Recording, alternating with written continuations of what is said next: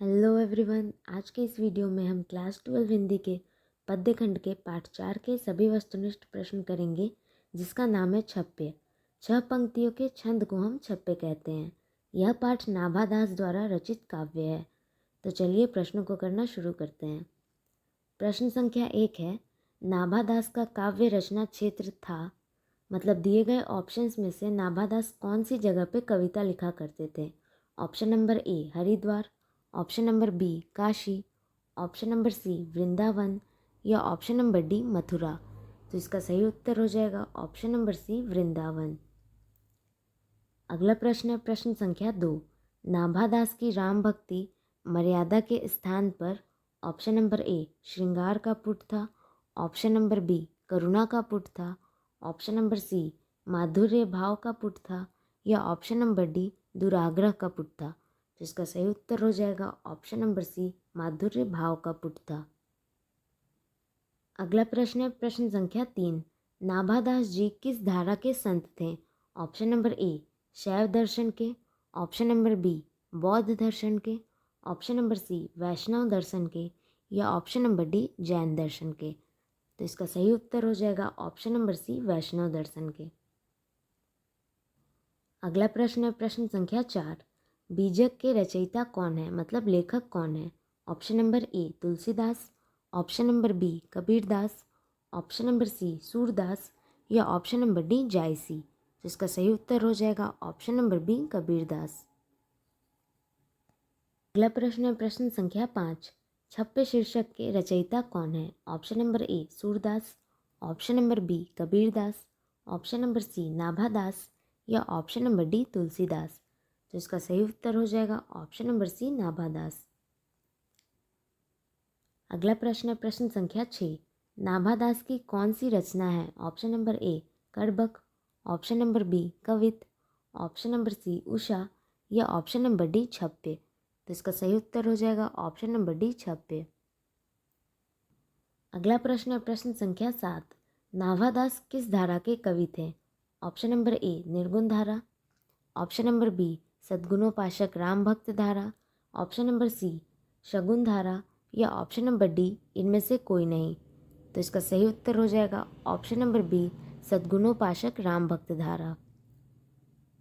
अगला प्रश्न है प्रश्न संख्या 8, नाभादास किसके समकालीन थे। समकालीन का मतलब जो एक ही समय का हो। Option number A Kabirdas, option number B Surdas, option number C Tulsidas या ऑप्शन नंबर डी इनमें से कोई नहीं। तो इसका सही उत्तर हो जाएगा ऑप्शन नंबर सी तुलसीदास। अगला प्रश्न है प्रश्न संख्या 9, नाभादास का जन्म कब हुआ था। ऑप्शन नंबर ए 1550 ईस्वी में, ऑप्शन नंबर बी 1570 ईस्वी में, ऑप्शन नंबर सी 1560 ईस्वी में या ऑप्शन नंबर डी 1565 ईस्वी में। तो इसका सही उत्तर हो जाएगा ऑप्शन नंबर बी 1570 ईस्वी में, जो कि अनुमानित तिथि है। हमारा अगला प्रश्न है प्रश्न संख्या 10, किसकी कविता को सुनकर कवि नाभादास सिर झुका लेते हैं। ऑप्शन नंबर ए सूरदास की, ऑप्शन नंबर बी कबीरदास की, ऑप्शन नंबर सी तुलसीदास की या ऑप्शन नंबर डी इनमें से कोई नहीं। तो इसका सही उत्तर हो जाएगा ऑप्शन नंबर ए सूरदास की। अगला प्रश्न है प्रश्न संख्या 11, कौन सी रचना नाभादास की है। Option number A Sursagar, option number B Bhaktamal, option number C Bihari Satsai या ऑप्शन नंबर डी बीजक। तो इसका सही उत्तर हो जाएगा ऑप्शन नंबर बी भक्तकाल। अगला प्रश्न है प्रश्न संख्या 12, नाभादास का स्थायी निवास कहाँ है। Option number A Vrindavan, option number B Haridwar, option number C Kashi या ऑप्शन नंबर डी इनमें से कोई नहीं। तो इसका सही उत्तर हो जाएगा ऑप्शन नंबर ए वृंदावन। अगला प्रश्न है प्रश्न संख्या 13, संपूर्ण भक्तमाल में किस छंद की व्यंजना है, मतलब चर्चा है। ऑप्शन नंबर ए चौपाई, ऑप्शन नंबर बी दोहा, ऑप्शन नंबर सी छप्पे या ऑप्शन नंबर डी कवित। तो इसका सही उत्तर हो जाएगा ऑप्शन नंबर सी छप्पे। अगला प्रश्न है प्रश्न संख्या 14, छप्पे कितनी पंक्तियों का छंद होता है। Option number A 4, option number B 5, option number C 6 या ऑप्शन नंबर डी 7। तो ये हमने वीडियो की शुरुआत में ही बताया है कि छप्य 6 पंक्तियों का छंद होता है। तो इसका सही उत्तर हो जाएगा ऑप्शन नंबर सी 6। अगला प्रश्न है प्रश्न संख्या 15। सूर के कवित्व को सुनकर सभी क्या करते हैं? ऑप्शन नंबर ए सिर हिलाते हैं, ऑप्शन नंबर बी भाव विभोर होते हैं, ऑप्शन नंबर सी दुखी हो जाते हैं, या ऑप्शन नंबर डी इनमें से कोई नहीं। तो इसका सही उत्तर हो जाएगा ऑप्शन नंबर ए सिर हिलाते हैं। अगला प्रश्न है प्रश्न संख्या 16। सूर कवित्व सुनी कौन कवि में कौन सा अलंकार है? ऑप्शन नंबर ए यमक, ऑप्शन नंबर बी रूपक, ऑप्शन नंबर सी उपमा, या ऑप्शन नंबर डी अनुप्रास। तो इस पंक्ति में स वर्ण एक से ज़्यादा बार यानी 2 बार आ रहा है और क वर्ण 3 बार आ रहा है। तो इसका सही उत्तर हो जाएगा ऑप्शन नंबर डी अनुप्रास अलंकार। अगला प्रश्न है प्रश्न संख्या 17। कबीर किसमें भेद नहीं करते हैं? ऑप्शन नंबर ए अमीर गरीब में, ऑप्शन नंबर बी अच्छे बुरे में, ऑप्शन नंबर सी गोरे काले में, या ऑप्शन नंबर डी हिंदू मुसलमान में। तो इसका सही उत्तर हो जाएगा ऑप्शन नंबर डी हिंदू मुसलमान में। अगला प्रश्न है प्रश्न संख्या 18। नाभादास ने जाति पाति एवं वर्णाश्रम का खंडन किस कवि के छपे में किया है? Option number A Surdas, option number B Kabir, option number C Bihari, या ऑप्शन नंबर डी इनमें से कोई नहीं। तो इसका सही उत्तर हो जाएगा ऑप्शन नंबर बी कबीर। अगला प्रश्न है प्रश्न संख्या 19। नाभादास का उदय हिंदी साहित्य के किस काल में हुआ? ऑप्शन नंबर ए आधुनिक काल, ऑप्शन नंबर बी आदिकाल, ऑप्शन नंबर सी भक्ति काल, या ऑप्शन नंबर डी रीति काल। जिसका सही उत्तर हो जाएगा ऑप्शन नंबर सी भक्ति काल।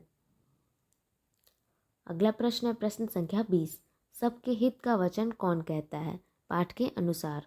Option number A Sur, option number B Kabir, option number C Jayasi, या ऑप्शन नंबर डी विद्यापति। तो पाठ के अनुसार सबके हित का वचन कबीर कहते हैं। तो इसका सही उत्तर हो जाएगा ऑप्शन नंबर बी कबीर। अगला प्रश्न है प्रश्न संख्या 21। कानी का अर्थ होता है ऑप्शन नंबर ए एक आंख का ना होना, ऑप्शन नंबर बी एक कान वाला, ऑप्शन नंबर सी अविश्वास, या ऑप्शन नंबर डी विश्वास प्रतीति। इसका सही उत्तर हो जाएगा ऑप्शन नंबर डी विश्वास प्रतीति। तो चलिए अगला प्रश्न देखते हैं प्रश्न संख्या 22। नाभादास के दीक्षा गुरु हैं ऑप्शन नंबर ए स्वामी अग्रदास अग्र अली, ऑप्शन नंबर बी स्वामी शुद्धानंद, ऑप्शन नंबर सी स्वामी चतुर्भुज दास, या ऑप्शन नंबर डी स्वामी नरहरि दास। इसका सही उत्तर हो जाएगा ऑप्शन नंबर ए स्वामी अग्रदास। अगला प्रश्न है प्रश्न संख्या 23। भक्तमाल के रचयिता यानी लेखक कौन है? Option number A Kabirdas, option number B Guru Nanak, option number C Raidas, या ऑप्शन नंबर डी नाभादास। तो इसका सही उत्तर हो जाएगा ऑप्शन नंबर डी नाभादास। प्रश्न है प्रश्न संख्या 24। विमल बुद्धि हो तासु की जो यह गनु श्रवणनी धरे। यह पंक्ति किस शीर्ष कविता से है? Option number A Karbak, option number B Kavit, option number C पद, या ऑप्शन नंबर डी छप्पे। तो यह पंक्ति छप्पे शीर्षक पाठ की है। तो इसका सही उत्तर हो जाएगा ऑप्शन नंबर डी छप्पे। अगला प्रश्न है प्रश्न संख्या 25। नाभादास किसके शिष्य थे? ऑप्शन नंबर ए तुलसीदास के, ऑप्शन नंबर बी रामानंद के, ऑप्शन नंबर सी स्वामी अग्रदास के, या ऑप्शन नंबर डी महादास के। जिसका सही उत्तर हो जाएगा ऑप्शन नंबर सी स्वामी अग्रदास के। अगला प्रश्न है प्रश्न संख्या 26।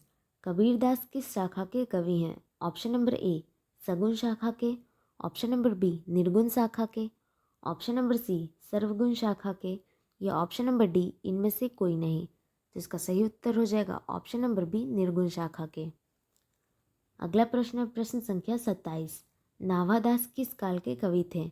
ऑप्शन नंबर ए भक्ति काल के, ऑप्शन नंबर बी रीति काल के, ऑप्शन नंबर सी वीर गाथा काल के, या ऑप्शन नंबर डी भारतेंदु काल के। तो इसका सही उत्तर हो जाएगा ऑप्शन नंबर ए भक्ति काल के।